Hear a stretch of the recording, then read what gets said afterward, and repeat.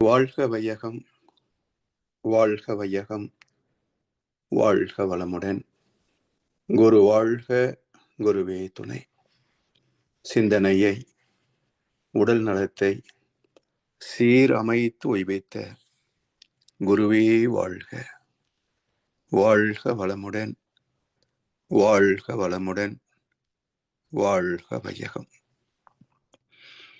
கண்ட ஸ்கை யோகா அறக்கட்டளையை சிறப்பாக நடத்தி வருகின்ற ஆன்மீக அன்புள்ளங்கள், குறிப்பாக பேராசிரியர் முனைவர் சிவசங்கரம் ஐயா அவர்கள் மற்றும் இந்த நிகழ்ச்சியை தொடர்ந்து சிறப்பித்து வருகின்ற அன்பர்கள் அனைவருக்கும் அருட்தந்தை வேதாத்ரி மகர்ஷி அவர்கள் சார்பாக வாழ்க வளமுடன் என்ற வாழ்த்துக்களையும் எனது அன்பு கலந்த பணிவான வணக்கத்தையும் சமர்ப்பித்து, குருவின் குரல் வேதாத்திரிய தொடர் சிந்தனையின் 82ஆம் பாகத்தில் சிறப்புணர்ந்த பெண் மதிப்பு பற்றிய 3வது அமர்விலே மேலும் சில கருத்துக்களை இப்போது நாம் பகிர்ந்து கொள்ள இருக்கின்றோம்.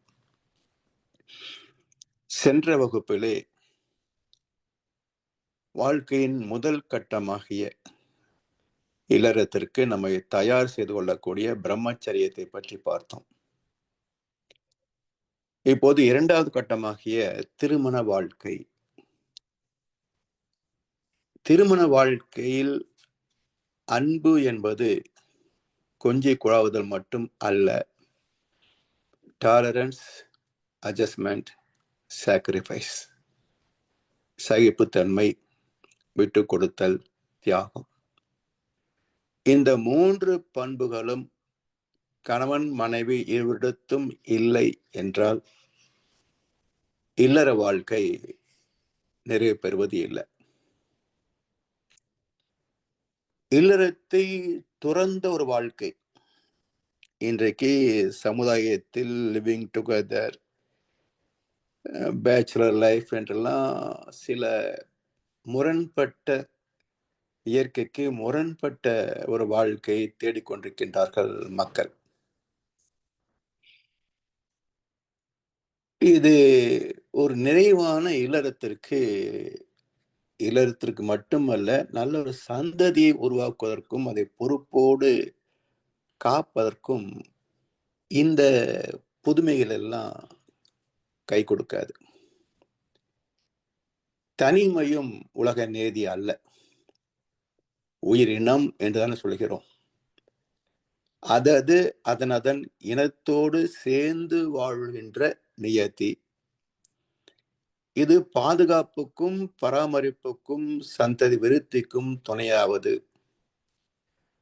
எனவே வாழ்க்கைக்கு துணைதான் வாழ்க்கை துணை என்றார்கள் நம்முடைய முன்னோர். ஒவ்வொருவருக்கும் தக்க வயது வரும் போது தாய் தந்தையர் நல்லதொரு வாழ்க்கை துணையாக பார்த்து திருமணம் செய்து வைக்கின்றார்கள். இந்த தேடலில் யாரும் சனியனை தேடுவதில்லை, மூதேவியை தேடுவதில்லை. எல்லோரும் மனம் கவர்ந்தவனாக, மகாலட்சுமியாகத்தான் தேடுகிறார்கள், மனம் முடிக்கிறார்கள். ஆனால் தேடலுக்கு தகுந்தது சில பேருக்கு அமைவதும் இல்லை அல்லவா? இந்த சின்ன வீடு என்று ஒரு திரைப்படம் வந்தது. அந்த கதாநாயகன் ஏகப்பட்ட கற்பனைகளோட இப்படித்தான் மனைவி இருக்கணும் வைத்திருப்பான். அவனுக்கு வந்து வாய்ப்பதோ ஒரு குட்டி யானை போன்ற ஒரு பெண்.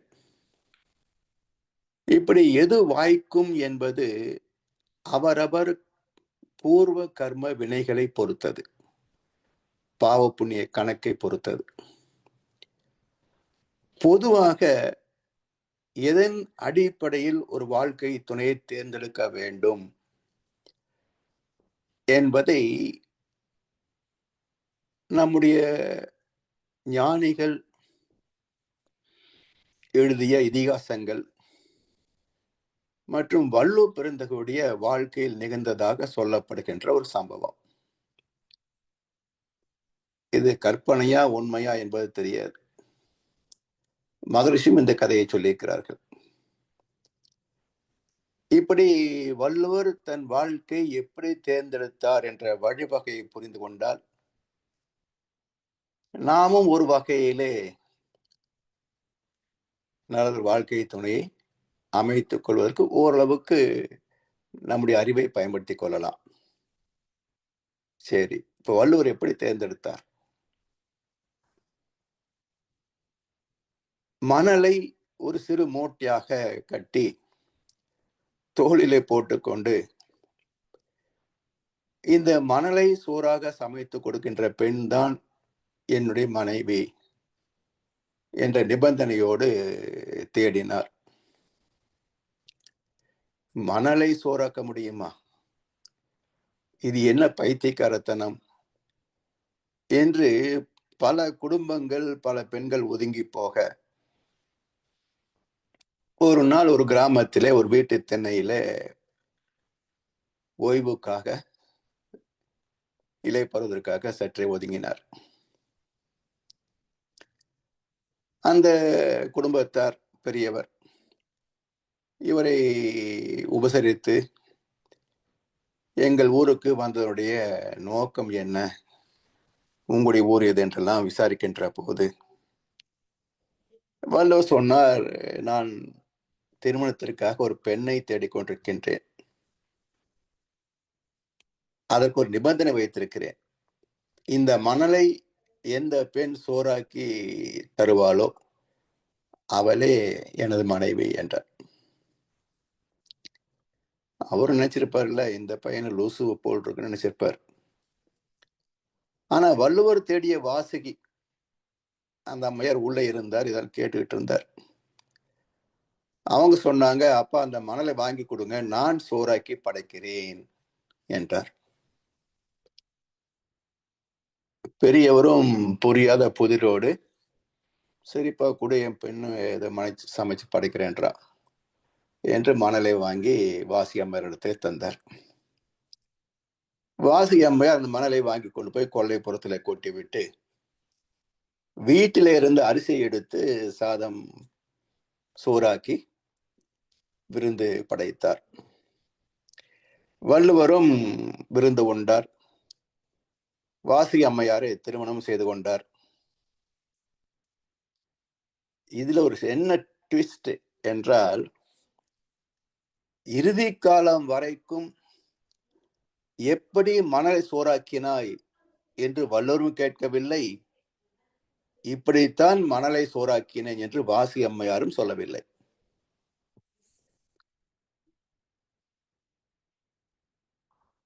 என்ன புரிஞ்சிருப்பாங்க? இருவரும் என்ன புரிந்திருப்பார்கள் என்றால், மணலை சோறாக்க முடியாது என்பதை ஏற்றுக்கொள்வதும், மணலை சோறாக்க முயற்சிக்காமல் வாழ்வதும் தான் அறிவுடைமை. இதுல என்ன நமக்கு செய்திருக்குங்க?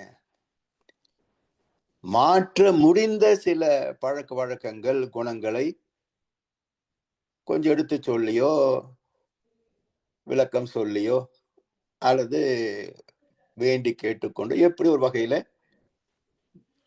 திருத்திக் கொள்ளலாம். திருத்திக் கொள்ள முடியாத சில பிறவி குணங்கள் உண்டு. கணவன் மனைவி இருவருக்கு இடையில ஒருவருக்கொருவர் திருத்திக் கொள்ள முடியாத சில ஒன்று குணங்கள் இருக்கும். இவற்றை ஏற்றுக்கொள்வதை தவிர வேறு வழி கிடையாது. அதனால்தான் மகரிஷி சொன்னார், இல்லறத்திற்கு அடிப்படை பண்பு, அடிப்படை தேவை சகிப்புத்தன்மை, விட்டு கொடுத்தல், தியாகம். இதை நாம் வளர்த்து கொள்ளவில்லை என்றால் இல்லறம் இனிமையாகவே இருக்காது. நல்ல குணமுள்ள கணவன் மனைவியாக அமைந்திருந்தாலும் கூட இல்லறம் சிறக்காது. எப்படி ஒருடைய நற்குணங்களை நாம் மகிழ்ச்சியோடு ஏற்றுக்கொள்கிறோமோ, அதே போல அவருடைய விரும்பத்தகாத ஒன்று இரண்டு குணங்களையும் சகித்துக் கொள்ளத்தான் வேண்டும். இது இருவருக்குமே உரிய அறிவுரை தான். இதை புரிந்து கொள்ளாமல் இளம் வயதிலே திருமணம் என்பது சொர்க்கலோகம் என்று நினைக்கிறாங்க. ஆணுக்கும் பெண்ணுக்கும் இன்றைய காலகட்டத்தில் காதல் என்பதும் திருமணம் என்பதும் ஏதோ சொர்க்கலோக வாழ்க்கை என்று நினைக்கிறாங்க, எதிர்பார்க்கிறாங்க. எப்படி இருக்கும் என்ற ஒரு கணிப்பும் கிடையாது, எந்த விதமான முன் அறிவுரையோ விளக்கமோ கிடையாது. திருமணத்தை பற்றி யார் பேசுறாங்க? திருமண வாழ்க்கை சுகமா துக்கமா பட்டிமன்றம் நடக்குமே தவிர, திருமணத்தில் எப்படி வாழ்க்கை துணையை தேர்ந்தெடுப்பது என்று யாராவது பேசுறாங்களா? இல்ல தாய் தந்தை பெண் பார்க்கறதுக்கும் மாப்பிள்ளை பார்க்கறதுக்கும் கூட்டிட்டு போறாங்களே, இப்படி இப்படி இருக்க வேண்டும் என்றால் நமக்கு இன்ட்ரோ கொடுக்குறாங்களா? முன்னுரை இல்லையே. ஏதோ பார்க்கறாங்க, பிடிச்சிருக்குன்றாங்க, பிடிக்கலன்றாங்க. இங்க பாருங்க, பிடித்திருக்கிறது என்று சொன்னால் எதன் அடிப்படையில் உனக்கு பிடிச்சிருக்குன்னு கேளுங்க, சொல்ல முடியாது. பிடிக்கவில்லை, ஏன் பிடிக்கவில்லை, காரணம் சொல்லு கேட்டால் எனக்கு பிடிக்கல, அவ்வளவுதான். ஏன் காரணம் சொல்ல முடிவதில்லை என்றால் இது ஒரு தெய்வீக இணைப்பு. ஏதோ மனசுக்கு பிடிச்சா ஏத்துக்குவாங்க, அவ்வளவுதான். ஏன் எதுக்குன்னு விளக்கம் சொல்ல முடியாது. அப்போ எது இங்கே நிச்சயிக்கிறது என்றால், இன்னார்க்கு இன்னார் என்று எழுதி வைத்தானே தேவன் என்று. இன்னார்க்கு இன்னார் என்று எழுதி வைத்தானே தேவன் அன்று. எதன் அடிப்படையில? அவரவர் கர்ம வினைகளின் அடிப்படையில.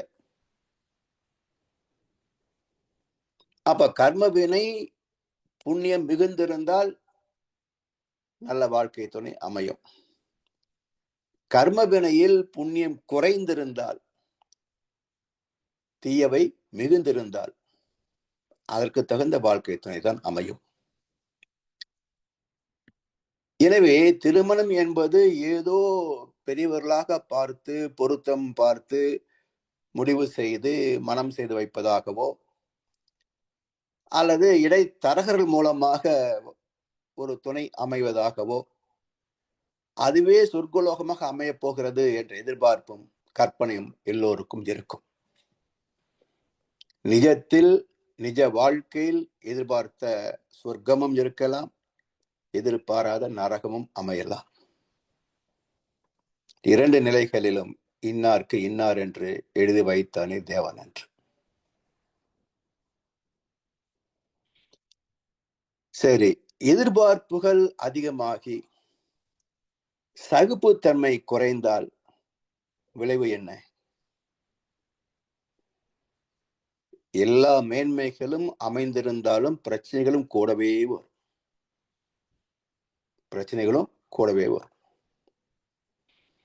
இன்றைக்கு பல குடும்பங்களிலே பார்க்கின்றோம். படிப்பு, அந்தஸ்து, நல்ல ஒரு தொழில், கை நிறைய வருமானம், வசதிகள் எல்லாம் இருந்தும் வாழ்க்கையை ஏற்றுக்கொண்ட தம்பதியர் இணக்கமாக வாழ முடியாததற்கு காரணம், இல்லறம் என்றால் இப்படித்தான் இருக்கும் என்ற அறிமுகம் கொடுக்கப்படவில்லை. அதனால் இருவருக்கும் பல்வகை சிறப்பு இருந்தாலும் சுகங்களை முழுமையாக துய்ப்பதற்கு பதிலாக சின்ன சின்ன சச்சரவுகளிலே விவாகரத்து வரைக்கும் போய் தங்களது வாழ்வையும் இழந்து இருவரது பெற்றோர்களின் மன நிம்மதியையும் கெடுத்து விடுகிறார்கள். எனவே அடிப்படையில் திருமணத்திற்கு மட்டுமல்ல, மனிதனாக பிறந்த ஒவ்வொருவருக்கும் அடிப்படையில் மற்றவர் குறைகளை ஏற்றுக்கொள்ளும் மனப்பக்குவம் வேண்டும். குறை இல்லாத மனிதன் இன்னும் படைக்கப்படவில்லை. எனவே எதிர்பார்ப்புகளை குறைத்து ஒருவருக்கொருவர் ஒத்து வாழ்கின்ற சகிப்புத்தன்மை வளர்த்து கொண்டு இல்லறத்தை வளப்படுத்திக் கொள்ள வேண்டும். முதல் பார்வையில் காதல், முதல் சண்டையில் விவாகரத்து என்பது பொறுப்பின்மையைத்தானே காட்டுகிறது. இவை எல்லாம் இந்த திரைப்படங்கள் வந்த பிறகு நேர்ந்த விபரீதங்கள். இப்போ சமீப காலத்தில் திரைப்படத்துறை சமுதாயத்தை சீழ்த்தே தீர்வது என்று கங்கணம் கட்டிக்கொண்டு படங்களை தயாரிக்கிறார்கள். அரசியல்வாதிகள் என்ன சொல்கிறார்களோ அதை தயாரிப்பாளர்களும் இயக்குநர்களும் செயல்படுத்துவதற்கு ஒரு கூட்டுக்கொள்ளை நடந்து கொண்டிருக்கிறது. இப்போ இங்க தமிழ்நாட்டில் ஒரு புதிய திரைப்படத்தின் டீசர் வந்திருக்கு, பேட் கேர்ள்.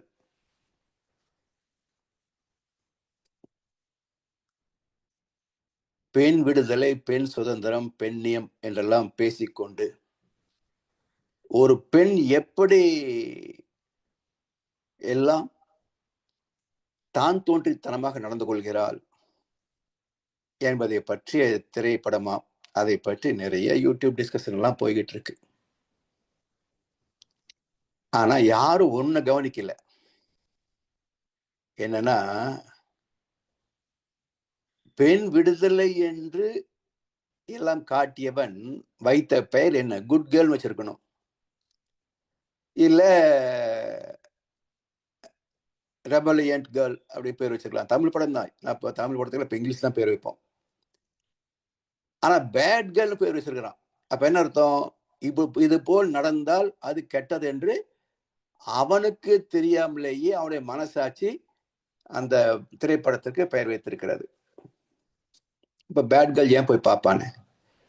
குட் கேர்ள் மட்டும் பார்த்துக்கலாம் இல்லையா? இப்படி புரட்சி புதுமை என்று சொல்லிக்கொண்டு ஆபத்தை தேடி சமுதாயத்தை தள்ளுகின்ற ஒரு கயமை செயல், பாவத்தை செய்கிறது திரைத்துறையும் இணையதள துறைகளும். ஆனால் முற்காலத்தில் இருந்த நிலை என்ன? கண்ணதாசன் ரொம்ப அழகா சொன்னார். 1952, 53 நினைக்கிறேன். மிக அற்புதமான ஒரு குழந்தைக்கு தாலாட்டு பாடுவதிலேயே ஒரு 4 வரிகள் இல்லறத்தை பற்றியும் சேர்த்திருக்கிறார். என்ன சொல்றாரு தெரியுங்களா? மணமாலை தனை சூடி உறவாடுவார், மனம் மாறாமல் பல காலம் விளையாடுவார், ஒரு கால தமிழ்நாடு இதுதானடா, இதை உன் கால தமிழ்நாடு அறியாதடா என்று 52 எழுதினார். இன்னைக்கு 24 அது உச்சம் தொட்டிருக்கிறது. இன்றைக்கு தமிழ்நாடு பண்பாட்டை அறிந்து கொள்ளவில்லை, பண்பாட்டை மதிக்கின்ற அறிவும் இல்லை. சுயபுத்தி இருந்தால் தானே சிந்திப்பாங்க. நடிகர் சொல்வது, அரசியல்வாதிகள் சொல்வது, பிரபலங்கள் பேசுவது, திரைப்படங்கள் காட்டுவது, இதையெல்லாம் வாழ்க்கை நம்புகின்ற முட்டாள்தனம் தானே மக்கள் மத்தியிலே வேரோடி போய் கிடக்கிறது. இவன் எப்படி சுயமா சிந்திப்பான்? எனவே பிரச்சனைகளை தானாக உருவாக்கி கொண்டு அல்லல் படுவதே வாழ்க்கை என்ற அவலத்தை தான் இன்றைக்கு சமுதாயத்திலே நான் பார்க்கிறேன். எனவே முற்காலத்தில் வாழ்ந்த ஒரு நிறைவான அமைதியான வாழ்க்கை, வசதிகள் இல்லை, ஆனாலும் கணவன் மனைவி உறவு என்பது தெய்வீகமாக இருந்த காலகட்டம். அதை இழந்து போனது இன்றைய சமுதாயம். எனவே வினை பதிவுகள் நல்லதானால் துணையும் சிறந்ததாக அமையும். தீய பதிவுகள் என்றால் அவற்றை அடித்து துவைக்க தகுந்த துணைதான் அமையும். என்ன செய்வது? பர்த்தாவுக்கு ஏற்ற பதிவிரதை என்றால் என்னாலும் கூடி வாழலாம், சற்றேனும் ஏறு மாறாக இருப்பாலேயாமாயின் கூறாமல் சந்நியாசம் கொள் என்று அற்புதமான ஒரு அறிவுரையை தந்தார் அபய பிராட்டியார். இது என்ன பொருள் சொன்னாங்க தெரியுங்களா? இதுவரைக்கும் பர்த்தாவுக்கு ஏற்ற பதிவிரதை என்றால் கணவன் எல் என்றால் எண்ணியா நிக்கணும். அப்படிப்பட்ட மனைவி என்றால் குடித்தனத்தை நடத்திடலாம், என்னாலும் கூடி வாழலாம். சரி, சற்றேனும் ஏறு மாறாக இருப்பாளே ஆமாயின், ஏன், எதுக்கு, இப்ப என்ன என்று கேள்விகள் கேட்டால் கூறாமல் சன்னியாசம் கொள், சொல்லாம கொள்ளாம ஓடியே போயிரு. இதை ஒரு பெண் ஞானி அபய் பிராட்டர் இப்படி ஒரு அட்வைஸ் பண்ணுவாரா என்று யாரும் யோசிக்கவே இல்லை. இது மகிழ்ச்சி ஒரு வேடிக்கை ஒரு கவிதை சொல்லுவார். யார் சன்னியாசிகள் இன்றைக்கு மகா கும்ப மேல ஆயிரக்கணக்கான காவிகள் எல்லாம் சாதுக்கள் சொல்லி திருமண பக்கம் எல்லாம் விபூதி பூசிய உடல், விதவிதமான காஸ்டியூம்ஸ், காவி கட்டி கொண்டு பார்க்கிறோம். இத்தனை ஞானிகளா உலகத்துல, இந்தியாவில் இத்தனை ஞானிகளா? இவ்வளவு பேர் இருந்தும் இந்தியா இப்படி இருக்கிறது, தமிழ்நாடு இப்படி இருக்கிறது. அவர்கள் பெற்ற ஞானத்திற்கு பொருள் என்ன, பயன் என்ன? இல்லையா? இத்தனை ஞானி இருக்கிறாங்க, சமுதாயத்தை சீர்திருத்த வேண்டாமா? பெற்ற ஞானத்திற்கு பயன் என்ன?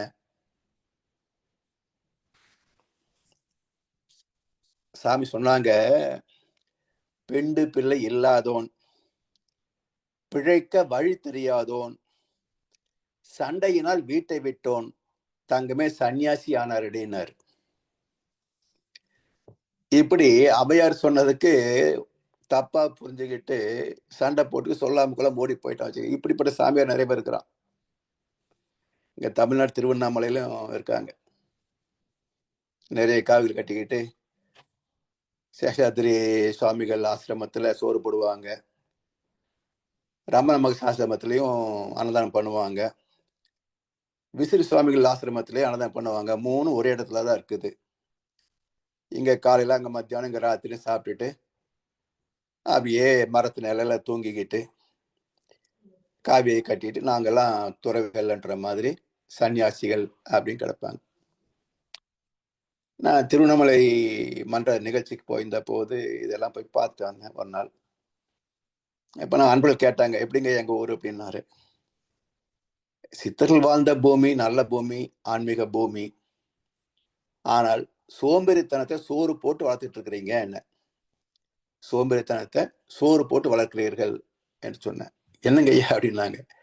இல்லை, இவங்கெல்லாம் நன்கு உழைக்கக்கூடிய வயசு, இப்படி உழைக்காம தண்டச்சோரா சாப்பிட்டுட்டு தூங்குறதுக்கு நீங்கெல்லாம் புண்ணியம் நினைச்சு காசு கொடுத்துட்டு இருக்கீங்களே, அதை சொன்னேன் அப்படின்னு.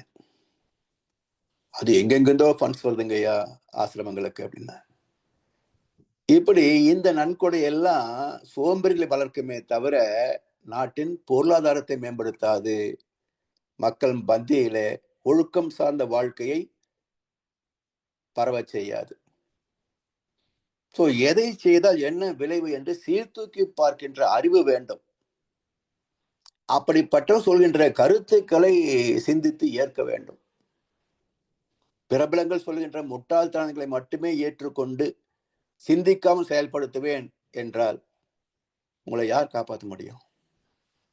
அப்போ துன்பம் வருது, பிரச்சனை வருது, சிக்கல் வருது, பெண்களுக்கு பாதுகாப்பு இல்லை என்றால் you deserve for that, you suffer.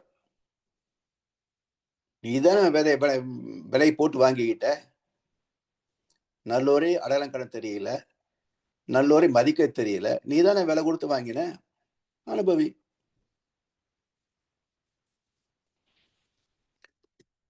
இப்படி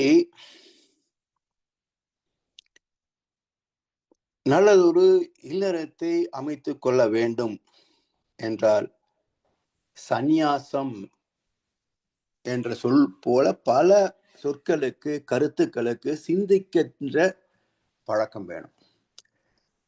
அப்போ மகர்ஷிட்ட வந்த பிறகுதான் எனக்கும் இந்த கருத்துக்கு விளக்கம் கிடைச்சதுங்க. சந்நியாசம் என்றால் துறவு அல்ல, காவி கட்டுக்கொண்டு மரத்திலே போய் உட்கார்ந்து கொள்வது அல்ல. உறவிலே கண்ட உண்மை நிலை தெளிவே துறவு சந்நியாசம். உறவிலே கண்ட உண்மை நிலை தெளிவே சந்நியாசம், துறவு. அப்ப என்ன உறவிலே கண்ட தெளிவு? சகிப்புத்தன்மை, விட்டு கொடுத்தல், தியாகம். நல்லவற்றை ஏற்றுக்கொள்வது போல தீயவற்றையும் சகித்துக் கொள்ள வேண்டும்.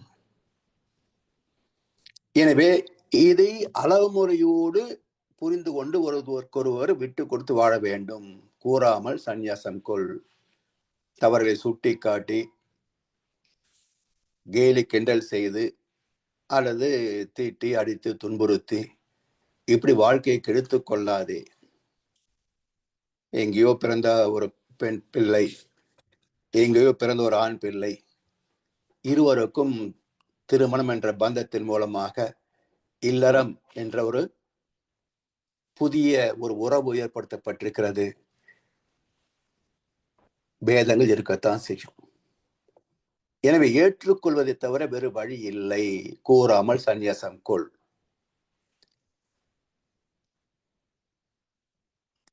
சரி, இப்போ அடுத்ததாக இதுல ஒரு முக்கியமான ஒரு சிந்தனை கருத்து என்ன என்றால், இல்லறம் திருமணம் என்ற ஒரு சடங்கிலே முக்கியமான கருத்து என்ன என்றால், மகாலட்சுமியாக தன் மகளை வளர்த்து சில சமயங்களில் முன்பின் தெரியாத ஒரு வரனுக்கு மனைவியாக தானம் அளிக்கின்ற ஒரு நிகழ்ச்சி.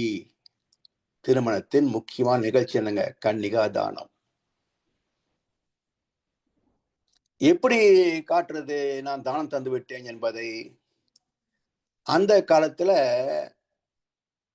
வீடு மாடு இப்படி இன்னொருவருக்கு தத்தம் செய்து விட்டால் இனிமேல் இதற்கும் எனக்கும் சம்பந்தம் இல்லை என்பதை குறிப்பதற்காக பெறுபவர்களுக்கு தருபவர் தண்ணீர் ஊற்றி அதை பெறுபவர் பெற்றுக்கொள்வது. தாரை வார்த்தல் சொல்லுவாங்க. திருமணத்துல தாரை வார்த்தல் அப்படிம்பாங்க. இது தத்தம் செய்வதுன்னு சொல்வார்கள். இப்படி வீடு மாடு இப்படிப்பட்ட தானங்களை தத்தம் செய்வது, அதன் பிறகு நமக்கு அதுக்கு உரிமை பாராட்ட முடியாத சம்பந்தம் இல்லை. ஆனால் பொருட்களை போல ஒரு மனித ஜீவனை தத்தம் செய்வதா? திருமணத்துல பெண்ணை நீர் ஊற்றி தாரை வார்த்து எனக்கும் என் மகளுக்கும் இனிமேல் சம்பந்தம் இல்லை, உறவு இல்லை என்று தத்தம் செய்வதா? நடைமுறையில் இல்லைன்னு வச்சுக்கோங்க. இருந்தாலும் இந்த சடங்கு இன்றைக்கு அவசியமா? மகர்ஷி சொல்றாங்க, அதாவது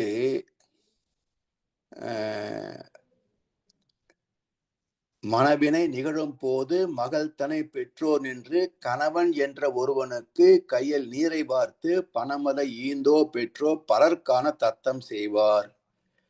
குணம் என்னும் நிலை கண்டோரும் இதை கொடுமை என்று எண்ணவில்லை. பல ஆண்டுகளுக்கு முன்பே மகர்ஷி எழுதிய ஒரு கவிதை. அந்த காலத்துல இருந்த ஒரு நிலை இன்றைக்கும் சடங்கு வாக்குல இருக்கிறதை தவிர யாரும் பொருட்படுத்துவதில்லை. எனவே இந்த கன்னிகா தானத்தின் சிறப்பு என்ன? இதை புரிந்து கொள்ள வேண்டும். அதாவது அன்னதானம், கோதானம், பூதானம், இரத்த தானம் மற்றும் இலவச கல்வி, இலவச மருத்துவம், மடங்களிலே அன்னதானம், கோவில்களிலே அன்னதானம் என்று பல வகையில் மக்கள் நலம் கருதி வசதி உள்ளவர்கள் நற்காரியங்களை செய்வது உண்டு இல்லையா? எத்தனை தானம்! இப்படிப்பட்ட பல தானங்களை விட உச்சகட்டமானது சிறப்பான ஒரு தானம் உண்டு என்றால் அது என்ன? பாரதியார் சொல்றார், அன்னசத்திரம் 1000 நட்டல், 1000 வைத்தல், ஆலயம் 10,000 நட்டல், அன்ன யாவையும் புண்ணியம் கோடி ஆங்கோர் ஏழைக்கு இழுத்தறிவித்தல் என்றார் பாரதியார். அன்ன யாவையும் புண்ணியம் கோடி ஆங்கோர் ஏழைக்கு இழுத்தறிவித்தல். இலவச கல்வி, கல்வி தானம். ஆனால் இப்படி பல தான தர்மங்களை விட சிறந்த உயர்ந்த ஈடு செய்ய முடியாத ஒரு தானம் உண்டா என்ற ஒரு சிந்தனை செய்தால் கிடைக்கின்ற பதில் கன்னிகா தானம். அப்படி அதில் என்ன உயர்வு என்பதை பல கணவர்களுக்கும் தெரியாது, கணவர்களை பெற்றோர்களுக்கும் தெரியாது. அதனால்தானே வீட்டுக்கு வந்த மருமகளை மகள் போல் கவனிக்காமல் வேறு மாதிரி நடத்துறாங்க. அப்ப இந்த முக்கியத்துவத்தை மக்கள் மனதிலே பதிக்க வேண்டியது சமுதாயத்தின் கடமை, அறிஞர் பெருமக்களின், சமுதாய சிந்தனையாளர்களின் கடமை, தொண்டு நிறுவனங்களின் கடமை. எப்படி அன்னதானம் பசிக்கின்ற வயிற்றுக்கு உணவளித்து நிறைவு தருகிறது, அந்த வேலைக்கு பசி தீர்ந்தது. கோதானம் இதை விட உயர்ந்தது. ஏன்? பசுமாடு என்ற சொல்லுக்கு உயிர் உள்ள செல்வம் என்ற ஒரு சிறப்பு உண்டுங்க. மாடு என்றால் செல்வம். திருக்குறளே பல இடங்களிலே மாடல்ல மற்ற எவை என்றெல்லாம் பல இடத்துல குறிப்பிட்டிருக்கிறார். அப்ப மாடு என்றால் செல்வம் என்று பொருள். அப்ப வீட்டுக்கு வந்த மருமகள் லக்ஷ்மி என்பதனால் மாட்டு பொன், மாட்டு பெண் என்பார்கள். மாட்டு பெண் மாடு மாதிரி அர்த்தம் இல்லை, செல்வம் என்ற அர்த்தம், மகாலட்சுமின்னு அர்த்தம். எனவே கோதானம், பசு மாடு என்ற சொல்லுக்கு உயிர் உள்ள செல்வம் என்று ஒரு சிறப்பு உண்டு. எப்படி பசுவை உரிமை பாராட்டுகின்ற மனிதன் அந்த பசுவுக்கு தீவனம் வைக்கவில்லை என்றாலும் அந்த பசு எங்கோ போய் மேய்ந்து விட்டு வந்து இவனுக்கு பால் தருகிறது, பால் கறப்பதற்கு வாய்ப்பு தருகிறது. அந்த பால் மூலம் பசியை நீக்கிக் கொள்ளலாம், மிகுந்ததை விற்று பொருளும் சேர்க்கலாம். அப்போ கோதானம் ஒரு மனிதனுடைய வாழ்வுக்கு ஆதாரமாகிறது. அப்ப அன்னதானத்தை விட கோதானம் உயர்ந்தது. இது போல அதே போல நீங்க எல்லாவற்றையும் இரத்த தானம், கல்வி, மருத்துவம், இப்படி பலவற்றை ஆராய்ந்து பார்க்கலாம். இப்படி ஒவ்வொரு வகை தானத்திலேயும் தானத்தின் நோக்கம், கருத்து, அர்த்தமே பெறுபவருக்கு நன்மை கிட்டும் என்பதுதானே. என்றாலும் இந்த அத்தனை தானங்களையும் ஒரு சேர அளிக்கக்கூடிய ஒரு வகை உண்டு என்றால் அதுதான் கன்னிகா தானம். எல்லா தானத்தையும் ஒரு சேர அளிக்கின்ற ஒன்றுதான் கன்னிகா தானம். எப்படி? இன்றைக்கு ஏழை குடும்பம் முதல் வசதிமிக்க குடும்பம் வரை மனைவியும் உழைத்து பொருள் ஈட்டுகிறாள். அந்த பொருளை கொண்டு நாம் உணவு உண்ணுகிறோம். இது அன்னதானத்திற்கு நிகர்.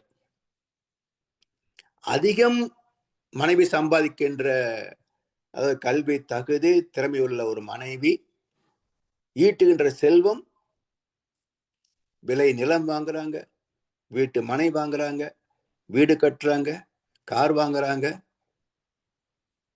அப்ப இத்தனை சேர்ப்பதற்கு மனைவியினுடைய வருமானம் துணை செய்கிறது. பித்ரு தோஷம் கழிக்கணும், ஐயர் கோதானம் பண்ணணுன்றாங்க. உடனே ஒரு பசு அங்கிருந்து வாடகைக்கு வாங்கி இங்க கயிறு மாத்தி கொடுத்து, இல்ல சொந்தமா காசு போட்டு வாங்கி ஒண்ணு கொடுத்து கோதானம் பண்றாங்க. பூதானம், பூமி தானம் பண்றாங்க.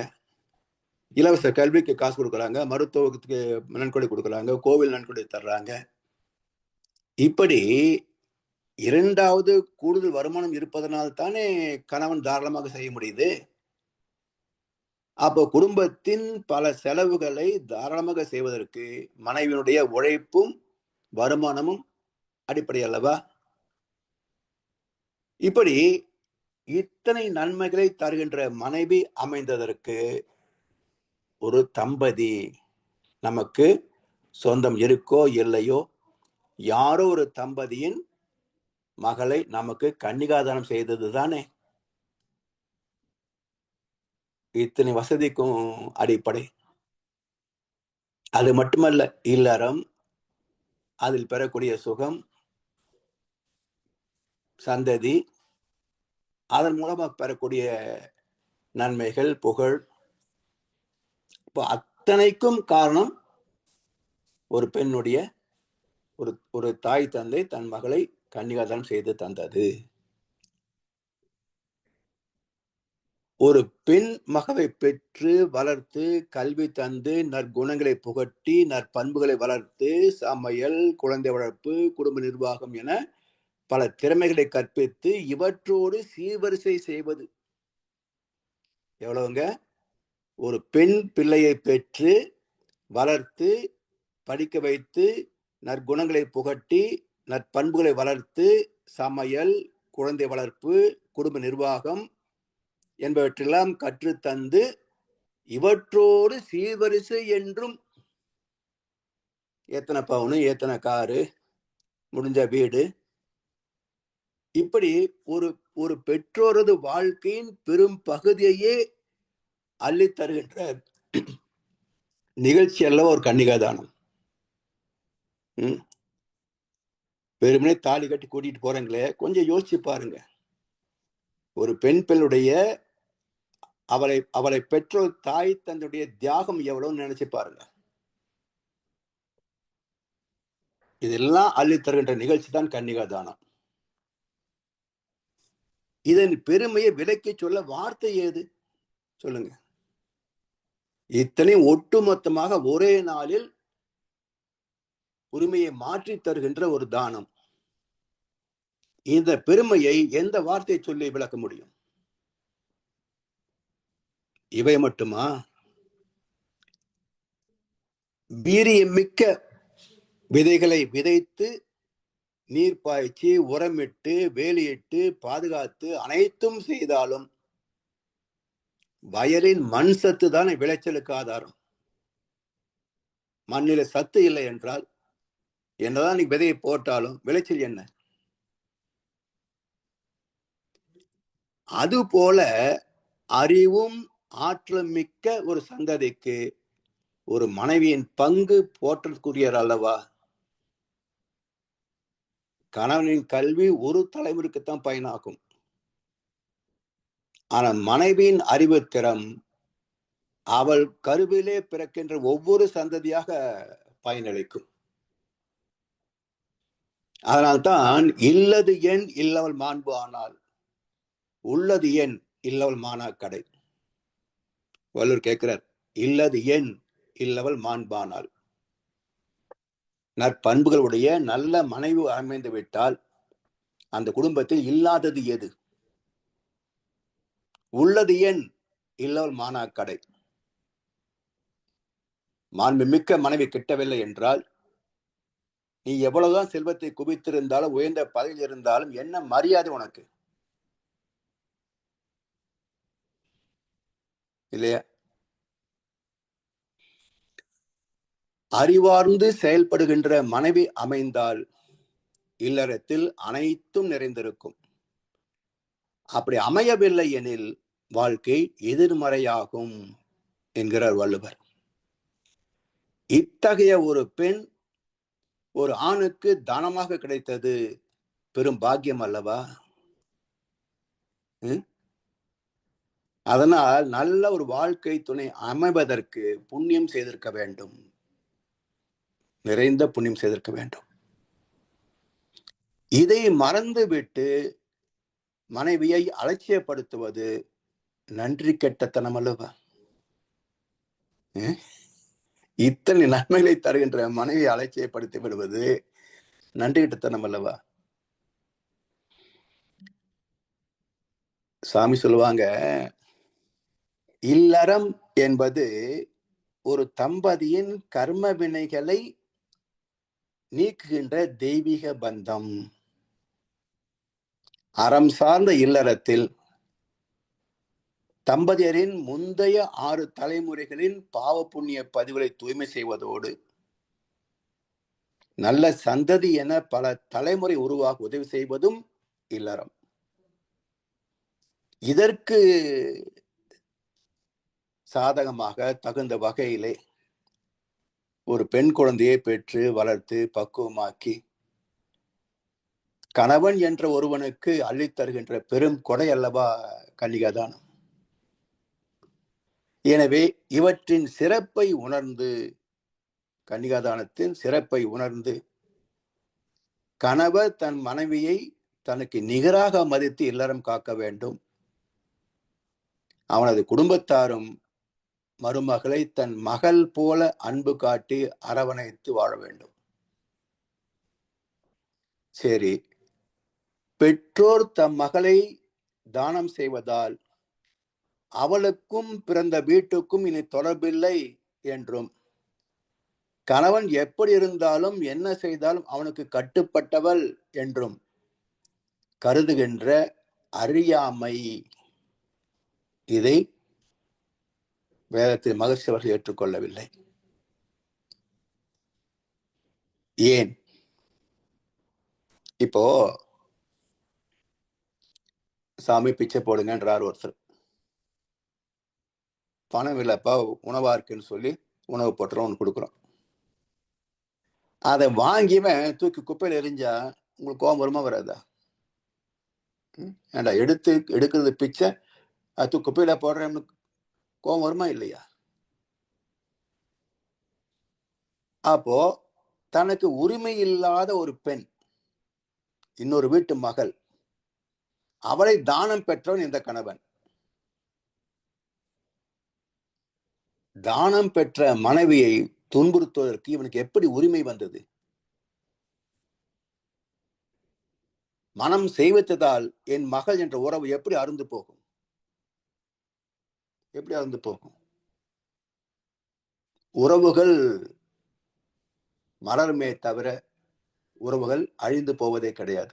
அப்பா செத்து போயிட்டாங்க, இருந்தாலும் அப்பா என்ற உறவு அழிந்து போச்சா? ஆள் இல்லை, ஆனா உறவு அருந்து போச்சா? அதுபோல் மனைவி கணவன் என்ற உறவும் அருந்து போவதில்லை, உறவுகள் அருந்து போகாது. அப்ப திருமணம் செய்வதுதான் இனிமேல் எனக்கும் உனக்கு சம்பந்தம் இல்லைன்னு எப்படி சொல்ல முடியும்?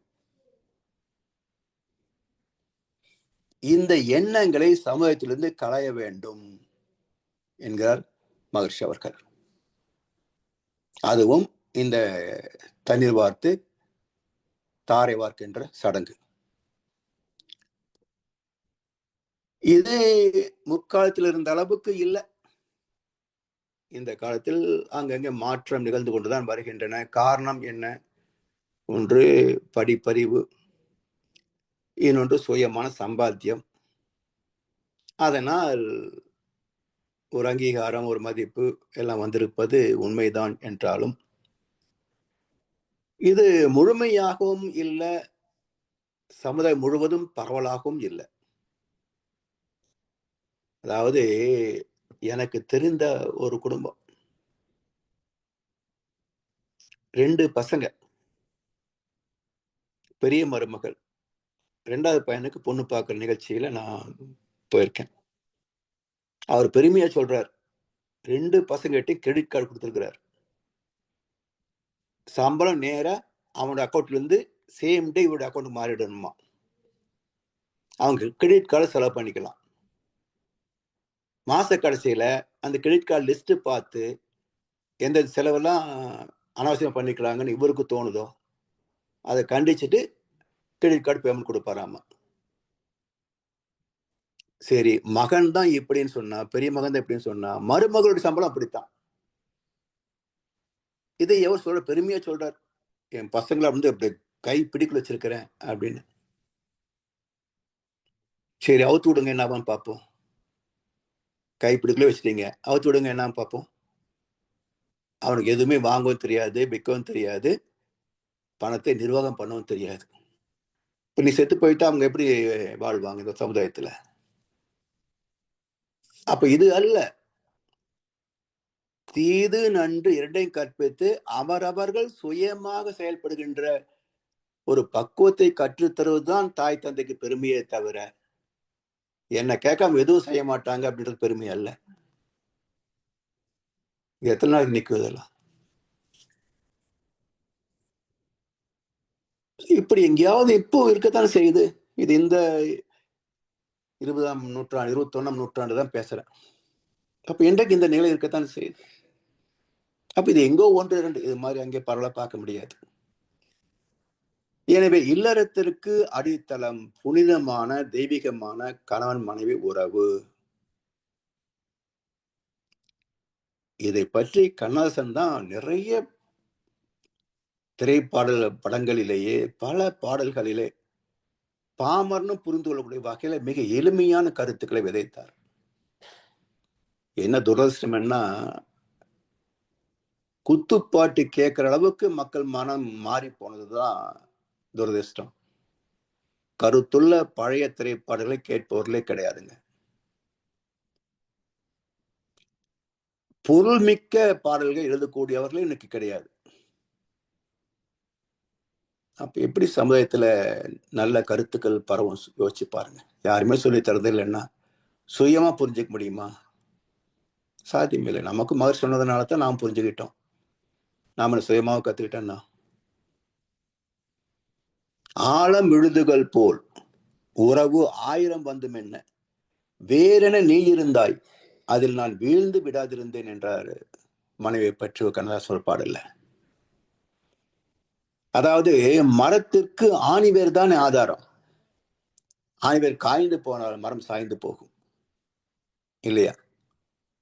அதுபோல் இல்லறத்திற்கு தம்பதியர் பந்தம் உறுதியாக நிற்க வேண்டும்.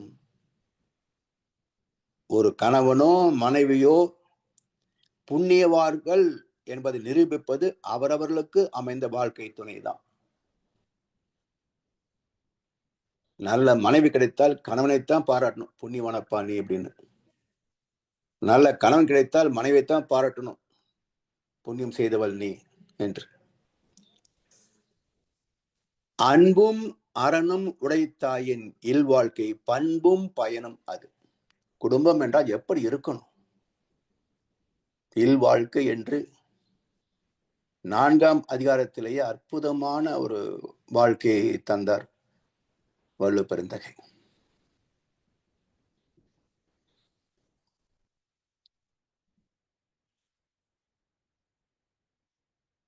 பொதுவாக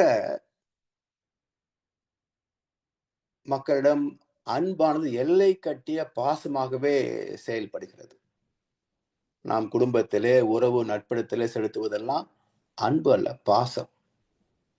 ஏன்னா என்னுடையது என்ற எல்லைக்குள் அடங்குவது பாசம்.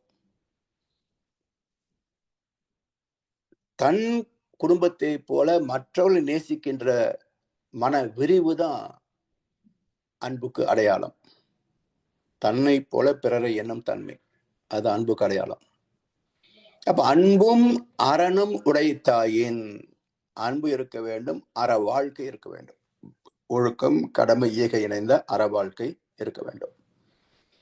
இந்த இரண்டும் உடைத்தாயின் இல்வாழ்க்கை பண்பும் பயனும் அது. இல்வாழ்க்கையின் பண்பாடு இது. இந்த பண்பாட்டின் பயன்பாடு பயன் சுகமான வாழ்க்கை. தன் குடும்பத்தை போல அண்டை வீட்டாரை நேசிக்கின்ற குணமான அன்பு எல்லையில்லாதது, எங்கும் பரவுவது. ஏனென்றால் தெய்வத்தின் குணமே அன்பு. அன்பே கருணையாக மலர்ச்சி பெற்று உலகம் முழுவதும் இயக்குவதால் அந்த அன்பை அறிந்தவர்களே முக்தர்கள். பண்பட்ட நிலம் விளைச்சலுக்கு பயனாவதைப் போல பண்பட்ட மனம் அறம் சார்ந்து வாழ்வதால் செயலின் பயன்கள் குடும்பத்திற்கும் சமுதாயத்திற்கும் நன்மையே செய்யும். அதனால் அன்பும் அறனும் உடைத்தாயின் இல்வாழ்க்கை பண்பும் பயனும் அது. அது மட்டுமல்ல, அரண் எனப்பட்டது இல்வாழ்க்கை. அரண் எனப்பட்டதே இல்வாழ்க்கை. இல்லறம் அறம் தானே. அப்ப அறம் என்ற சொல்லுக்கு பொருள் ஒழுக்கம் கடமை ஈகை மூன்றும் இணைந்த பண்பாடு. அதான் அறம், அற வாழ்க்கை. அப்ப அரண் எனப்பட்டது இல்வாழ்க்கை. சரி, அஃதும் பிறன் பழிப்பது இல்லாயின் நன்று. இந்த குறளுக்கு பல தமிழ் அறிஞர்கள் இருக்கின்ற விளக்கம் என்னன்னு பார்த்தீங்கன்னா, இயற்கை விதியோடு இணைந்த இயல்பான அறமே இல்லறம். அந்த இல்லறம் பிறரால் பழிக்கப்படாமல் இருப்பது மிக நன்று. இப்படித்தான் எழுதியிருக்கிறாங்க.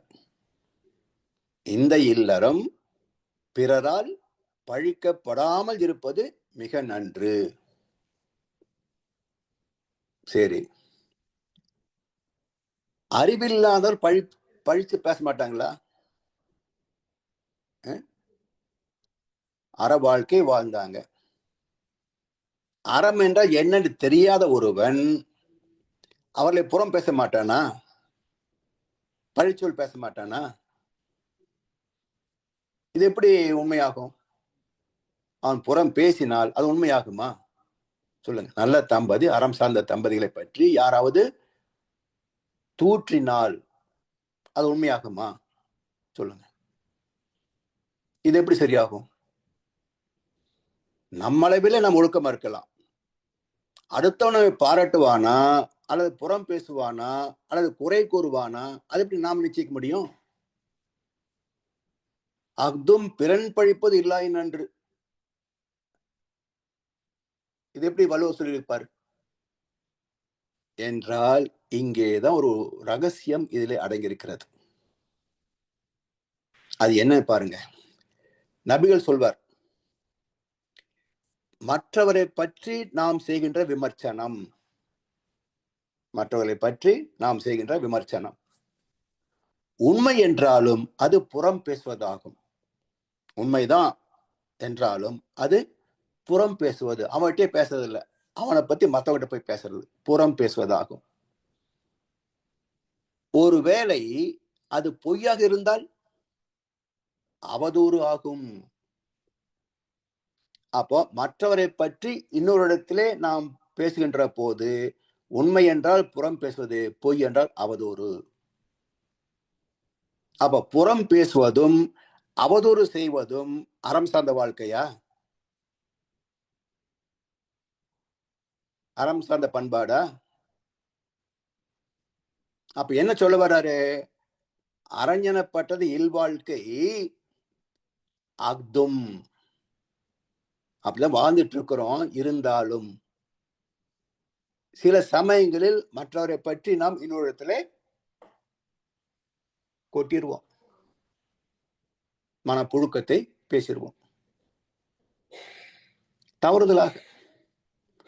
அது கூட இல்லை என்றால் மிக சிறப்பு.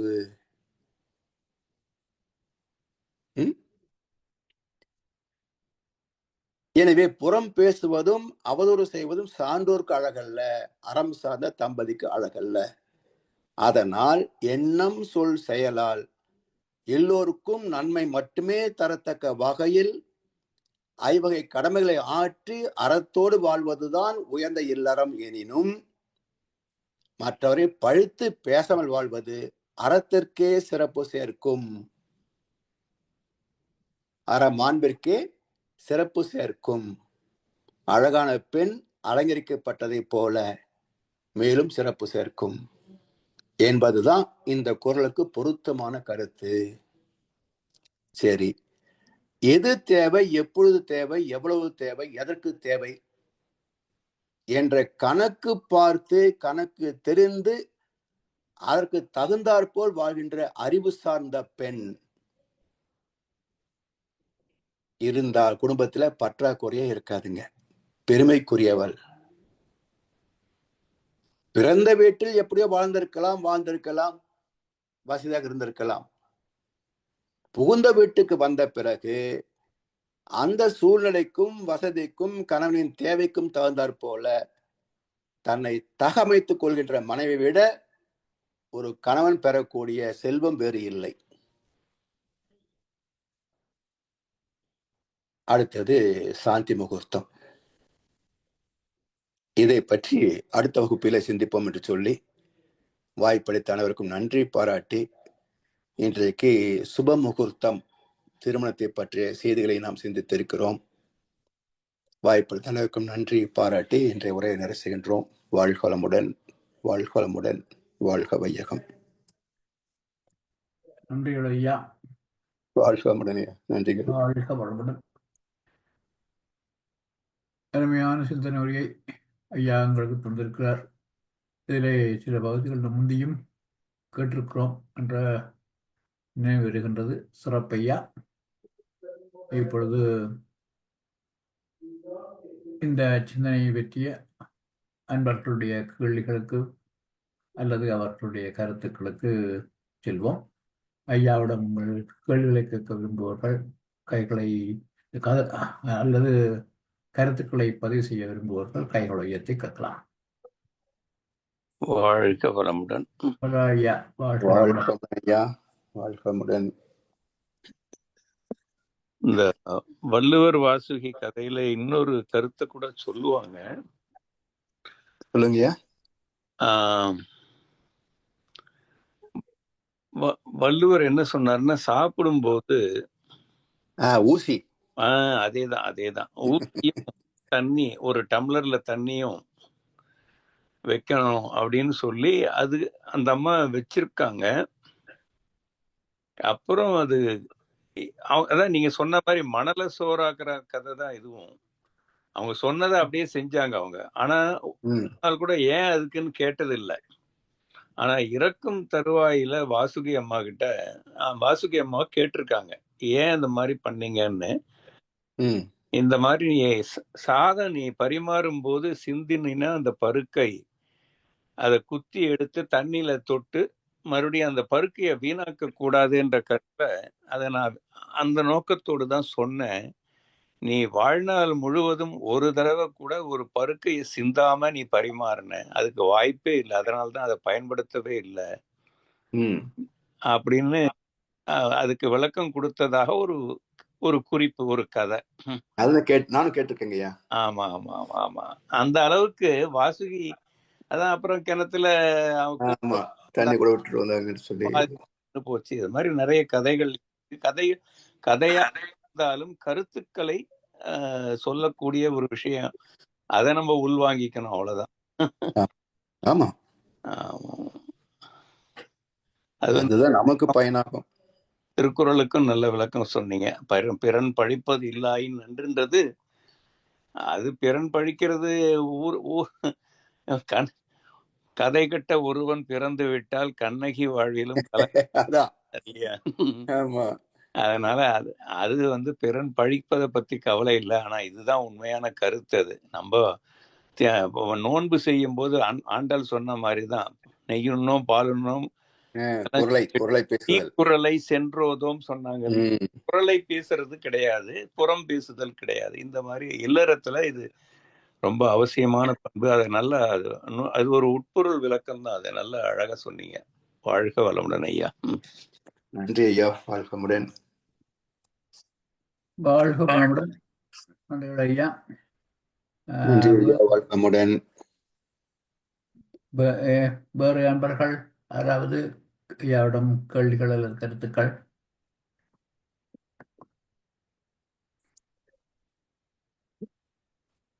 இல்லை ஐயா. எனவே நாங்கள் நேரம் செய்து கொள்ளலாம் ஐயா. 9:30 உறக்க நேரம். இன்றைய குருவின் குரல் வகுப்பு 82 இந்த சிறப்பு வகுப்பு சிந்தனை உரையை வழங்கிய முதுநிலை பேராசிரியர் பழனிசாமி ஐயாவுக்கு நாம் நமது நன்றிகளை தெரிவிப்பதோடு ஐயாவுக்கு ஒரு வாழ்த்து தெரிவிப்போம். பேராசிரியர் பழனிசாமி ஐயா வாழ்க வளமுடன். வாழ்க வளமுடன். அவரது உடல் நலம், மனவளம், பொருளாதார வளம் வாழ்க வளமுடன். அவர்தம் அன்பு குடும்பம் வாழ்க வளமுடன். அவரது வேதாத்திரிய தொண்டு வாழ்க வளமுடன்.